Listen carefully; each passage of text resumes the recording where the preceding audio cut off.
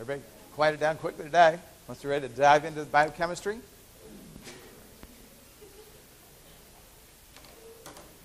Silence on that one. So I sent a message out earlier today. Last night I came in and I tape recorded a video of myself telling you how to work problems of calculating protein charge. It is on the class website, and that is right here. And so if you scroll up, you will find it right here. Okay, so if you go there, you'll see the problem-solving video. Ta-da.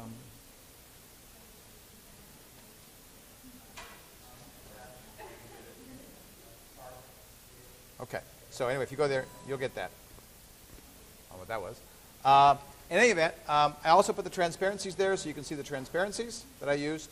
The screen isn't perfect to see, and somebody told me, in fact, oh boy, look at this. It says +2. I got to change that. That should be -2 right there. So I've even got an error on my own thing there, so I'll fix that. But in any event, the video is there, and it's there to help you better understand how to calculate protein charge. So I hope that's helpful to you. And I think it's a better video than I had up there before, so I apologize for the quality of the previous one.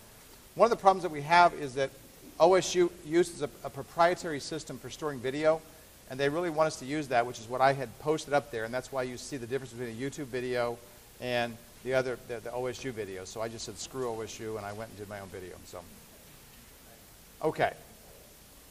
So, let's see. Yes.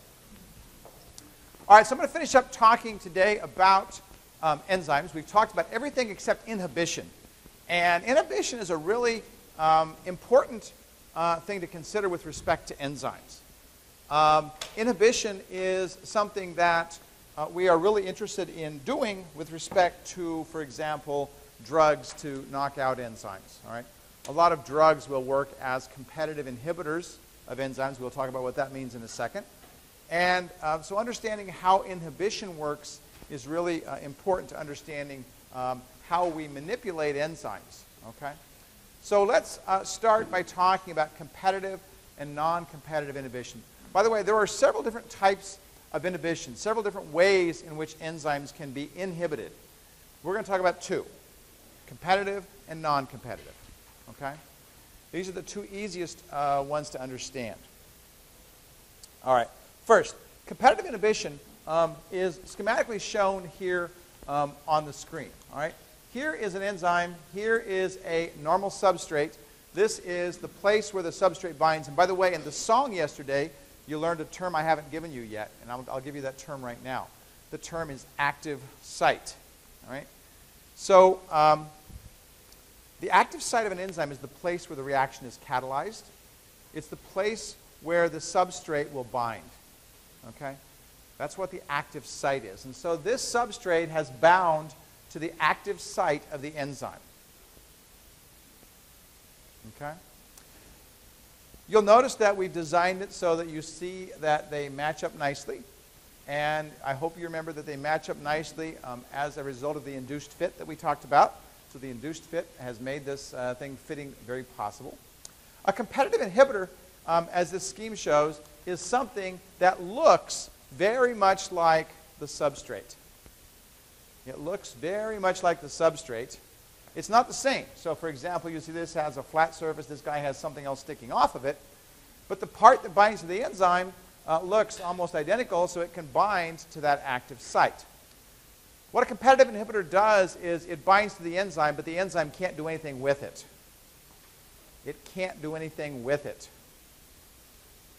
So it just sits there. Okay? Now, the advantage is that we know what to make it look like, because we make it look like the real McCoy, the regular molecule that the enzyme binds. Okay? But we also have to design it so that the enzyme can't do anything with it. All right? Now, most competitive inhibitors, in fact, all competitive inhibitors by definition, are set up so they do not bind covalently. They do not bind to the enzyme covalently. What they do is they can come on, they can come off, just like the substrate itself. And that's a consideration because the substrate can come on and come off. When we design it, and it's going to look like the substrate, it's going to come on and come off as well. All right? But the important thing is that when it comes on, the enzyme is blocked from doing anything. So when I have this guy blocked in the enzyme site, in the active site of the enzyme can't catalyze anything. Well, competitive inhibitors, as I said, are one of the primary strategies for drugs that inhibit enzymes. All right? We will talk later about a drug called Methotrexate. Methotrexate is an important anti-cancer compound because it resembles a compound that the body uses to make nucleotides. Okay? It resembles a compound the body uses to make nucleotides. And when the enzyme binds to it, it can't handle it. But it looks very much like it. That's the reason it binds to that methotrexate. Well, as a consequence, this compound can't be made, and therefore the enzymes can't make nucleotides, and if cells can't make nucleotides, they can't grow, and they're ultimately going to die. All right? Well, that's one of the ways in which we kill cancer cells, by doing that. So competitive inhibitors are really useful, really important to us. Okay. A non-competitive inhibitor has a different strategy. Okay? A non-competitive inhibitor, as its name suggests, does not compete. It doesn't bind to the same site as the normal substrate. It doesn't bind to the same site as the normal substrate. So you see it here marked in green. This competitive inhibitor doesn't look anything like the normal substrate. But it binds to a different site on the enzyme, and as a result of binding to the enzyme, it stops the enzyme from being able to bind to the normal substrate. Okay? Very big difference between these.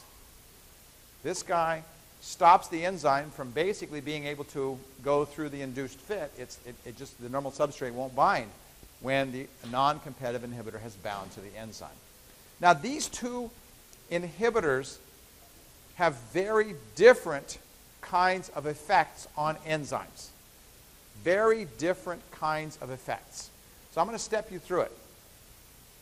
Let's imagine, we'll talk first about a competitive inhibitor. Okay? Let's imagine that I've got an enzyme sitting here in a test tube that I'm holding in my hand. Okay?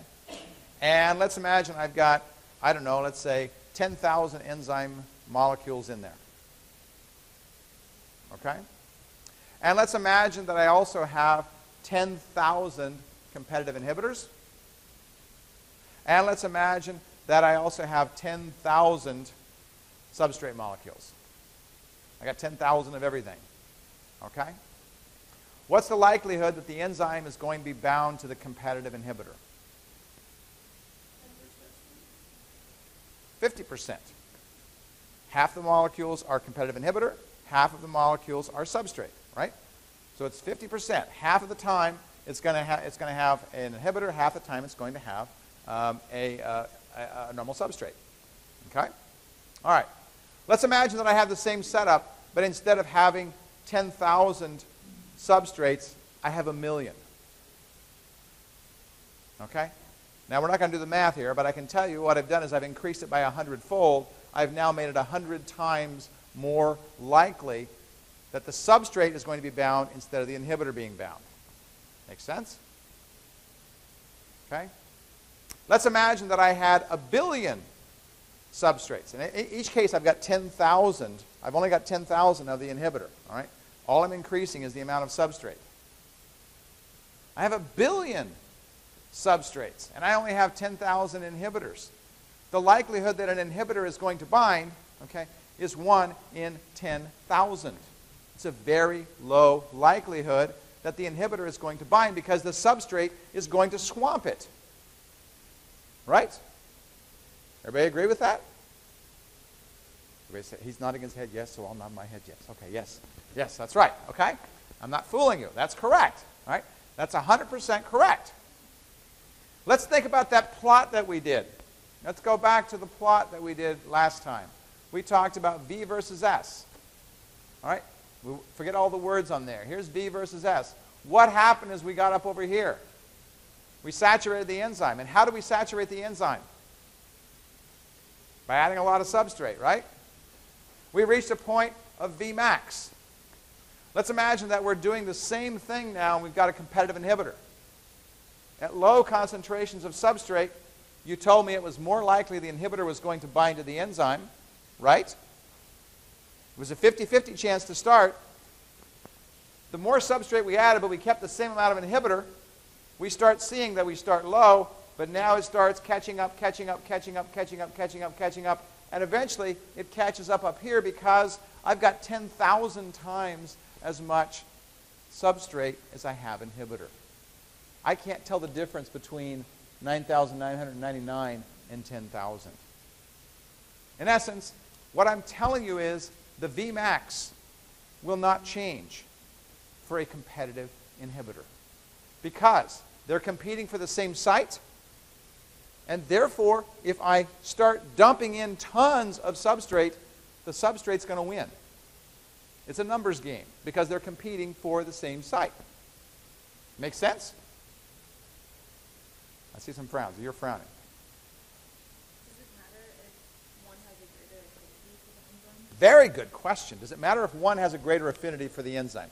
It would, but in general, since they look very similar, they probably have pretty close to the same affinity. What about for non-competitive? Okay, you're getting ahead of me, so we'll get to that. Okay? We'll get to non-competitive in a minute. But for competitive, we're going to see the same Vmax. Do you suppose we'll see the same Km? Sure, one over here. Okay, there's one brave soul. Any no's? The answer is we will not see the same Km. Okay? Why? Well, remember I said this curve is going to be down. It's going to be lower, lower until we get up into here, right? It's going to be lower than the regular curve. It's going to be over here. Well, if Vmax is here, and let's say Vmax over 2 is here, when I go over to my uninhibited line, I'm there. But to get over to my inhibited line, I've got to go further over here. Km is going to increase if I have a competitive inhibitor. Km will increase for a competitive inhibitor. Now, I'm putting it to you in simple terms, but that's the net effect that you would see if you did the experiment. Km will increase under those conditions. Okay? Increased Km means lower affinity. Okay? Yes?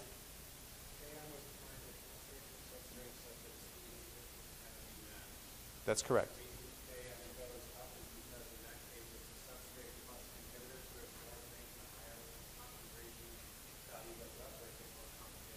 It's more complicated than that, but since you've asked the question, I'll briefly answer it. Okay? It's actually the apparent Km that goes up.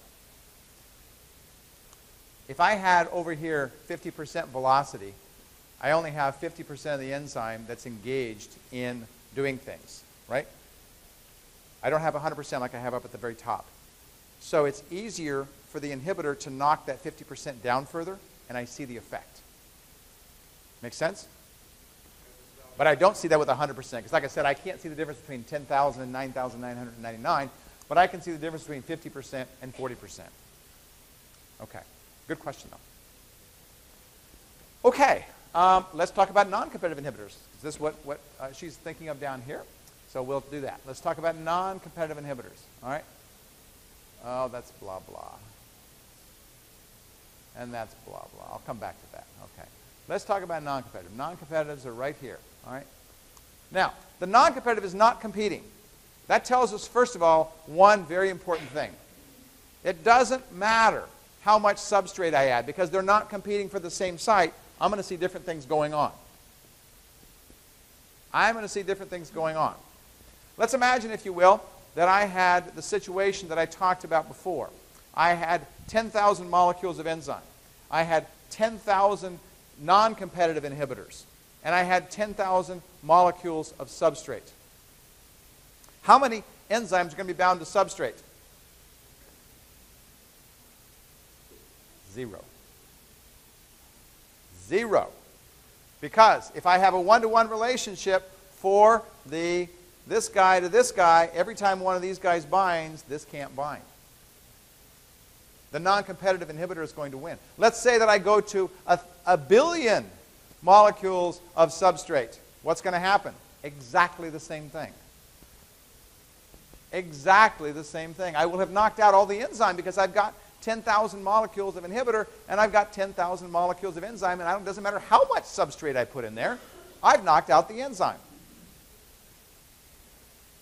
Okay? Well, let's make it think about it in a different way. Let's say that instead of having 10,000 molecules of inhibitor, I have 5,000 molecules of inhibitor, and I have 10,000 molecules of enzyme. How many of those enzymes are going to be active? 5,000. If I increase the amount of substrate, how many enzymes are going to be active? 5,000. It's not going to change, right? I can't change the enzyme by increasing substrate, but I could with a competitive inhibitor. I can't do that with a non-competitive inhibitor. With a non-competitive inhibitor, this is a very important point, I will always have a fixed percentage of the enzyme inactive. Always. Not going to change. If I had 50%, it's going to be 50%. Doesn't matter how much of the substrate that I add. It's not going to matter. All right.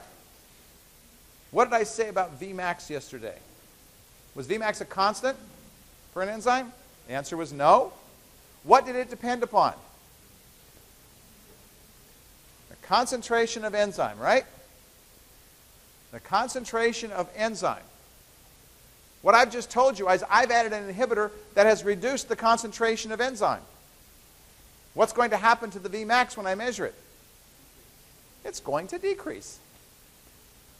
So, with a non-competitive inhibitor, Vmax decreases. Now, I'll tell you something surprising, and I'm not going to explain it. If you want to hear an explanation, come and talk to me. I'll be happy to tell you. But with a non-competitive inhibitor, Km does not change. Km does not change. Now, it's more than I'm going to go into here, but I will expect that you will know that the Km does not change. Somebody came to my office from the eCampus class earlier this afternoon, and she said, well, what would these plots look like if I did them? What if I did a V versus S plot? What would they look like? I said, well, okay. Based on what you know about these inhibitors, you actually can draw that very readily. Let's start with this guy. What would it look like for a competitive inhibitor? Well, we've already talked about it. It's going to be lower until we get to very high concentrations, and then they're going to run into each other. Vmax is going to stay the same. What would it look like for a non-competitive inhibitor? Well, you just figured out on your own here that non-competitive inhibitor gave a lower Vmax. So it's going to go up and it's going to flatten out at a different place. That's what it's going to look like. That's what happens if we have a non-competitive inhibitor. Okay? Well, what if we do a Lineweaver-Burk plot? That's what those last things were on there that I kind of went, oh my goodness, yeah. What if we did a Lineweaver-Burk plot? We're going to simplify this. We're going to look at the red and the blue. That's all we're going to look at. Don't look at this. Don't look at the equations. We're going to look at the red and the blue. Okay? The blue shows what a Lineweaver-Burk plot looks like for an uninhibited reaction. We saw that yesterday. We had the y-intercept was 1 over Vmax, and we saw that the x-intercept was minus 1 over Km, right? If I add a competitive inhibitor, don't look at the graph, what happens to Vmax? Nothing, right? Vmax is the same. Notice that I add an inhibitor and they cross right where Vmax is. Vmax is the same for the two. What happens to Km? We decided Km goes up with a competitive inhibitor. So minus 1 over Km gets closer to 0. And notice we've gone from over here to over here. We've gotten closer to 0. If you didn't know anything else, you could actually sketch one of those out using just what I've told you right here. You could sketch what a Lineweaver-Burk plot would look like for competitive inhibition. What would it look like for non-competitive inhibition? Well, here's what it would look like. Okay? Again, forget all the mumbo-jumbo. Look at the two lines. Here is no inhibitor. Here's the inhibitor. What do we decide about the Km? Well, we said last of all that the Km didn't change. The two lines cross at minus 1 over Km. They have the same value at that point. Now students look at this and they say, but the inhibitor that has up here, why isn't it down here? Why is the cross at a higher place on the y-axis? Anybody want to say? It's 1 over v. Okay? That's 1 over v. It's the inverse. So a lower Vmax means a higher 1 over v. Okay? And that's what a non-competitive inhibition looks like. Okay. So I'm going to stop right there and take any questions that you might have. Yes?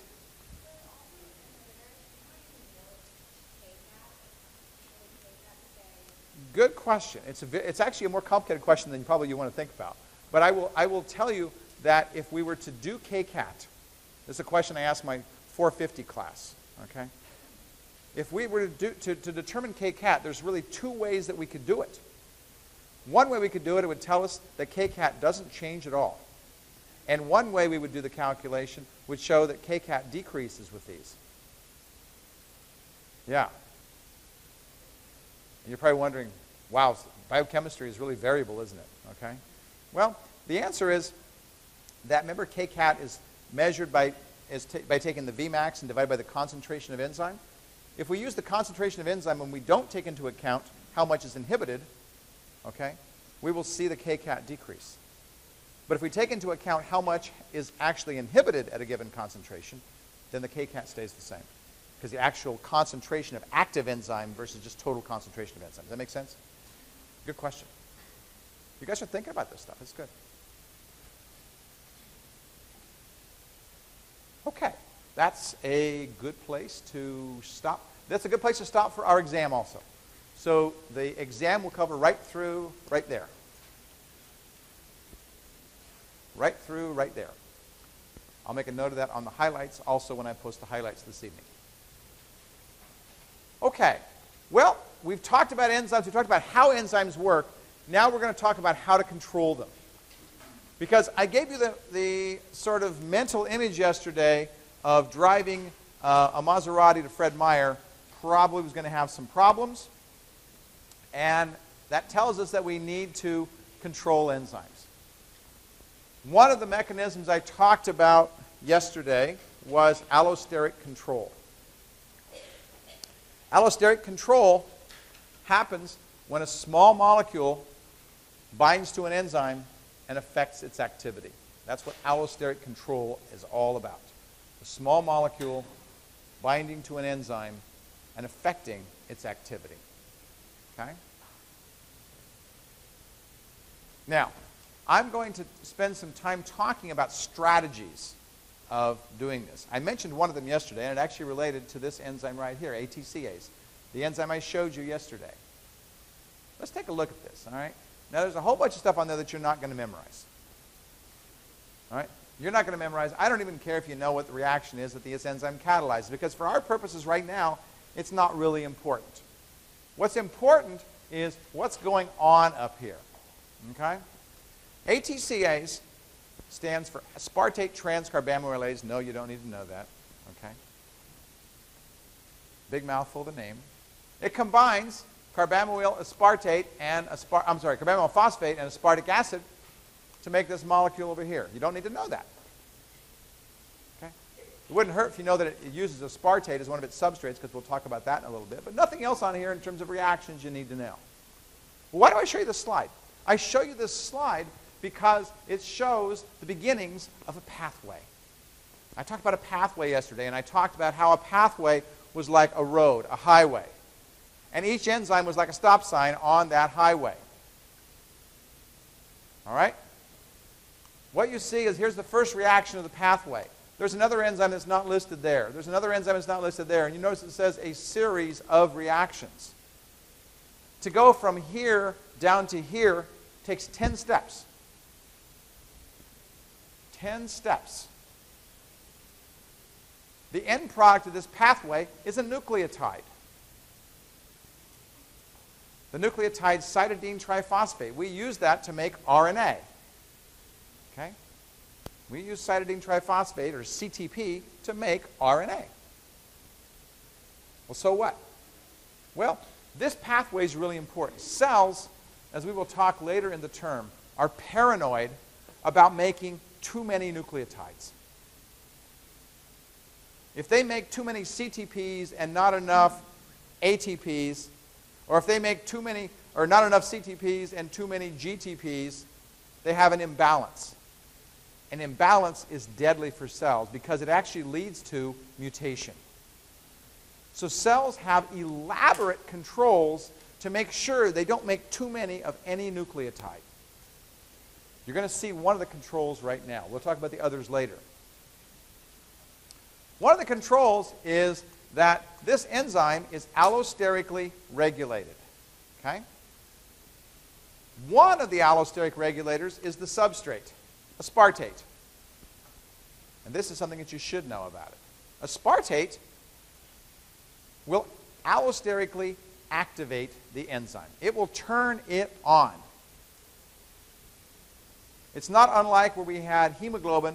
Once it bound to one oxygen, it wanted to grab more. It got turned on as a metaphor.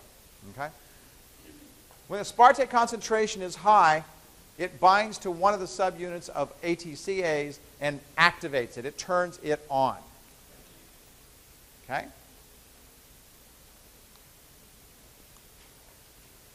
Now, I talked yesterday about how when we have a traffic jam on I-5 and we block the traffic at Salem, okay, going north, we're going to see a very reduced flow going into Portland until that traffic jam is unblocked, right? All right? So if we stop anything or we stop any of these reactions along the way, we actually effectively stop the entire pathway. Well, let's think about this. We've got 10 different steps right here. If we were to, say, stop the production of CTP by stopping enzyme number 9, what would happen? Well, we would make plenty of 8, plenty of 7, plenty of 6, plenty of 5, plenty of 4, plenty of 3, plenty of 2, plenty of 1, but we wouldn't make any 10. We would effectively be in good shape in terms of balance, but we would have wasted a tremendous amount of energy because it takes energy to get all these different 9 reactions to go. So cells have set up a really cool system. They rarely ever regulate an enzyme late in a pathway. They almost always regulate the first enzyme in the pathway. Not always, but almost always. Okay? This regulation, in the case of this enzyme, occurs by a mechanism that we'll see occurring over and over. It's called feedback inhibition. Feedback inhibition. What does feedback inhibition mean? Okay. Feedback inhibition occurs when the last molecule in the pathway inhibits the first enzyme of the pathway. Now this is really cool because it means that when I start getting too much CTP, it turns its own synthesis off. CTP helps to control its own synthesis. If the concentration of CTP is too high, it turns off the pathway that makes itself. Feedback inhibition is something that we see happen in many metabolic pathways. Okay? It happens in many metabolic pathways. This is the first time you've seen it. Okay? Really cool stuff. Well, it's very simple. Not only is it very simple, but also think of the energy it's saving. The cell isn't wasting energy making things that it doesn't really need. Number 2, number 3, number 4, number 5, number 6, number 7, number 8, number 9. It's only getting to here and says, nope, we're not going to do this pathway at all until the CTP concentration starts to fall. And then when the CTP concentration starts to fall, this enzyme becomes active and it starts making more CTP. It's a very nice balance. Very cool. Questions about that? Yes? Is that called feedback loop or is that just... It is what some people refer to as a feedback loop. I prefer the term feedback inhibition. Okay. So, that's the same thing I just told you, except for they have 7 instead of 10, but it's actually 10. P versus S. Okay. I showed you yesterday when we had an allosteric enzyme that we had a sigmoidal plot. Okay. The sigmoidal plot actually is a product of having an activator and having some inhibition. It's actually halfway in between the two. Halfway in between the two. Now, you saw that same thing with hemoglobin. Okay? You saw a sigmoidal plot with hemoglobin. And we decided with hemoglobin that was really good because it meant that under high oxygen concentrations it was going to be very active, and under low oxygen concentrations it was going to be relatively low in binding to hemoglobin, in binding to oxygen. Okay? This guy is doing the same thing. When the activator is low, all right, there's very little things going on. In this case, we have an inhibitor of CTP. It's turning it off. When we have the activator present, it's turning it on. And the overall is actually the sort of average of the two of those. Okay. Now, I alluded to the fact yesterday that ATCase is a fairly complicated enzyme. It has 6 subunits that catalyze reactions. The enzyme itself actually has 12 subunits, but we're going to talk about the rest of those in a second. 6 subunits that catalyze reactions. All right? Binding of an aspartate to one of them will favor the others binding to the other ones. All right? The 6 the 6 catalytic subunits are labeled C1, C2, C3, C4, C5, and C6. And no, I don't care if you know those letters. All right? They're just 6 catalytic subunits. Catalytic subunits is something that performs catalysis. So these guys are performing catalysis. Well, what's these R's around here? The R's are what we call regulatory subunits. Okay? Regulatory subunits. Allosteric enzymes that are regulated by molecules other than their substrate bind to regulatory subunits. So CTP was not a substrate of the enzyme. CTP was something that was produced way down line in the pathway. CTP binds to a regulatory subunit, and in binding to the regulatory subunit, it stops the enzyme from effectively binding substrate. Okay? Effectively binding substrate. Okay? We talked about hemoglobin. We talked about the R state and the T state. Everybody remember that? R state meant it really liked to bind oxygen. T state, it didn't like to bind oxygen. We have exactly the same R and T state with enzymes. When aspartate binds to a catalytic subunit, that's the place that aspartate binds to a catalytic subunit. When aspartate binds to a catalytic subunit, it converts the enzyme into the R state. That's why other substrates like to bind. And when CTP binds to a regulatory subunit, it converts the enzyme into the T state. And that's why very little more substrate will bind. Pretty cool stuff. Now, there's even more, right? The even more is that there's something else that binds to the regulatory subunit. Okay? I'm going to tell you about it. The thing that binds to the regulatory subunit is the nucleotide ATP. Now, if we remember our DNA from high school or early biology, we remember that A pairs with T and G pairs with C, right? And if we think about the relationship there, C is a pyrimidine, T is a pyrimidine. If we have RNA, we have U as a pyrimidine, all right? A and G are purines.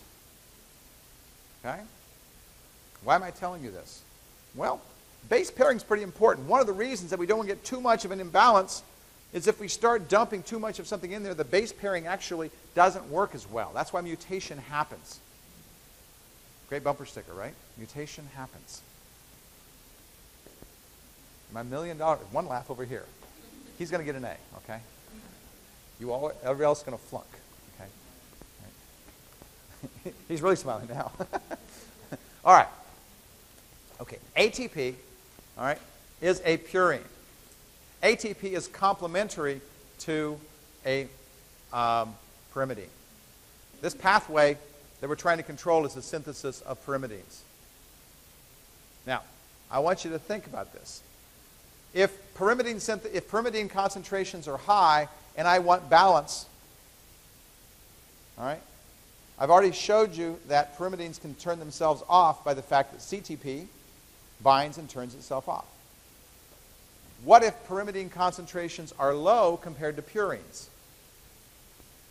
We want to have more pyrimidines, right? So binding of a purine to the regulatory site should do what then?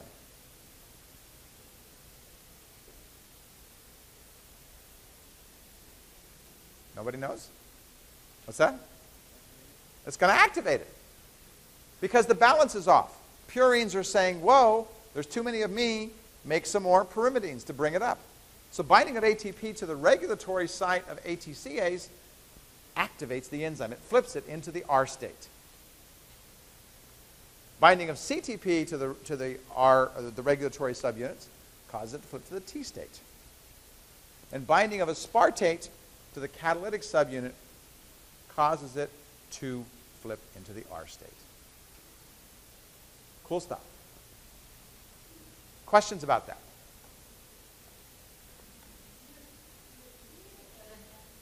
Okay. ATP activates. CTP inactivates. Aspartate activates. Yes? Okay. Pretty cool stuff. So we can see now that the regulation of enzymes is important. I will also tell you something that sometimes students sort of misunderstand. It's very, and you'll hear me talk about it and you'll hear other people talk about it, okay? About, well, turns the enzyme on, turns the enzyme off. Here's the inhibited enzyme. Do you notice it has some velocity? Okay? So we talk about it as if it's an on-off switch. But allosteric control is never on-off. It's up-down. I like to compare to the volume of a radio, right? A radio that you can't turn off. You can turn the volume way down, but you can't turn it off with the volume. You can turn it way up, all right? And enzymes, allosteric enzymes are like that. Allosteric enzymes are turn up, turn down. So this is turned down, but there's still a little bit of stuff that's being made. Okay. Let's see. I'm going to skip models of catalysis. Okay? I'm going to skip that. I want to move to another way of controlling enzymes. Okay? Another way of controlling enzymes. So allosteric control is one type of control. We said it was an up-down sort of mechanism. Right? That is high volume, low volume, but not purely on-off, even though we talk about it as being on-off. Okay? Another mechanism for controlling enzymes is known as covalent modification. Covalent modification. What does covalent modification mean? It means that we're changing the chemical bonds of the enzyme. We're changing the chemical bonds of the enzyme.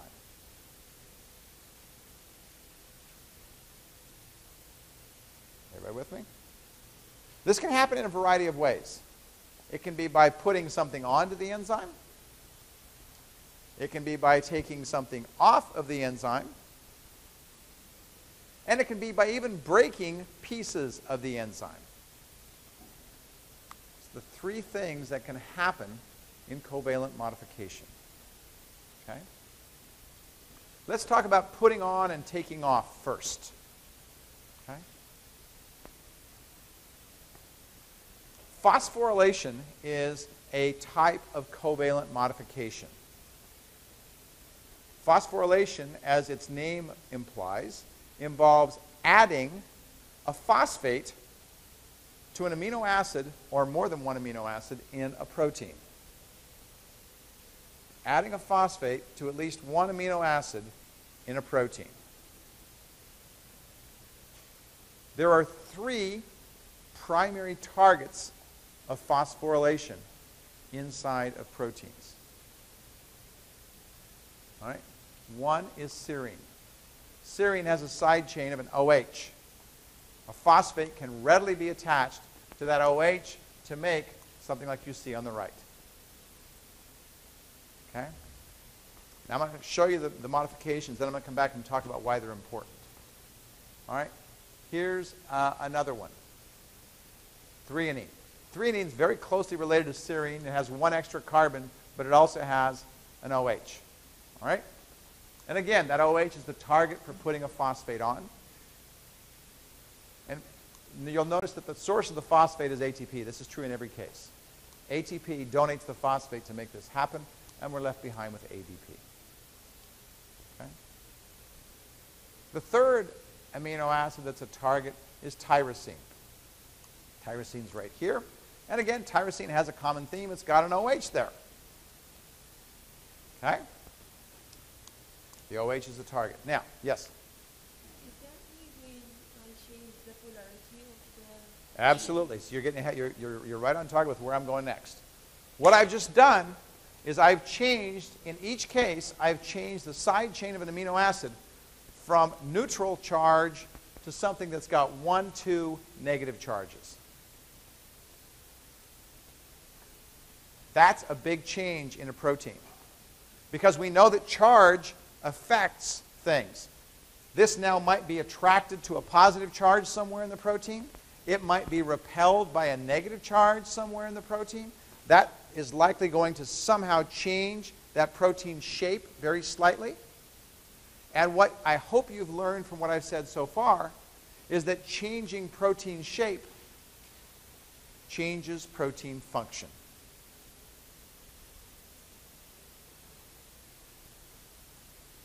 Your next question is, well, does it turn the enzyme on or does it turn it off?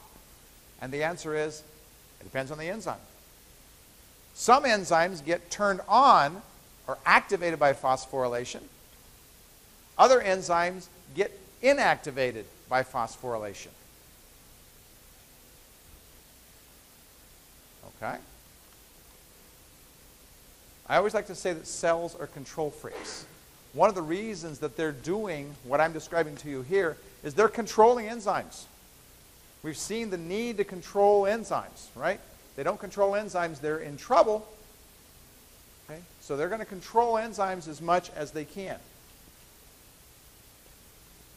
Okay?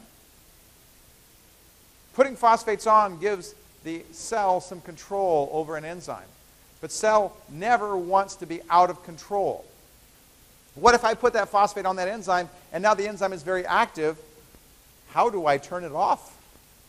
Okay? That's the removing something. Okay? So enzymes that put, I'm going to give you a couple names. Enzymes that put phosphates onto something are called kinases. K-I-N-A-S-E-S. Kinases catalyze the addition of phosphates.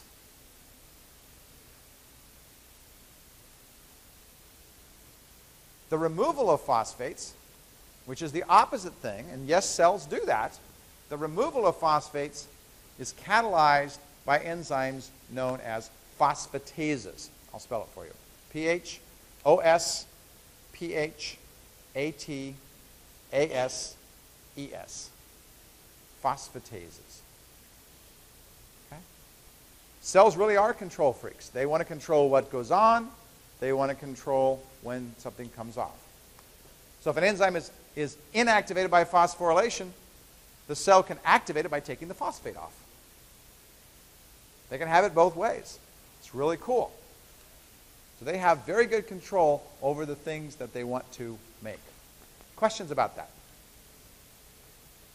Are they only adding or removing phosphates to proteins, or are they doing it to other things? It's a good question. Are they only adding or removing phosphates from proteins, or can they do that to other things too? They can do it to other things, okay? But the vast majority of phosphorylation and dephosphorylation that's occurring in the cells is occurring on proteins. Okay. Let's see. Let's see where we are here. Okay. What do you guys think about a song? Okay. So for today's song, it's a little different. For today's song, it's one that I can't sing worth a crap. But most of my songs have been recorded by professional musicians. And so this is one that's a recording by a professional musician. It's a tune you might not know because it's fairly old, but I'm going to play it for you. And if you want to sing along, please feel free.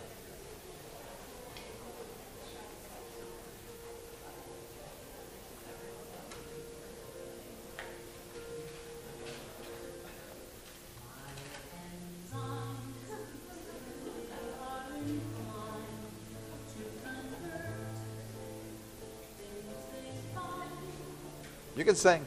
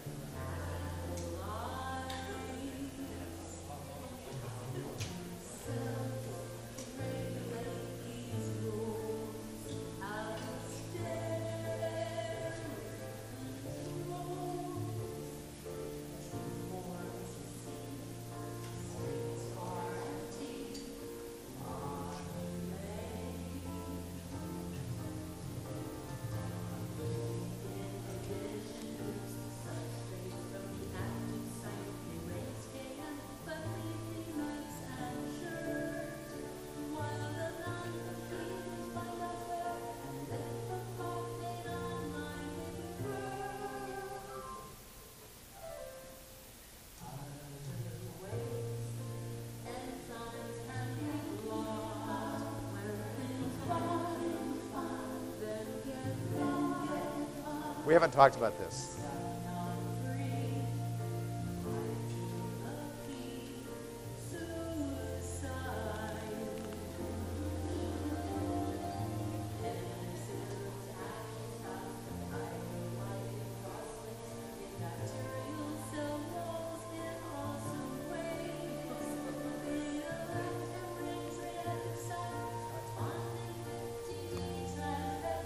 That's a mouthful.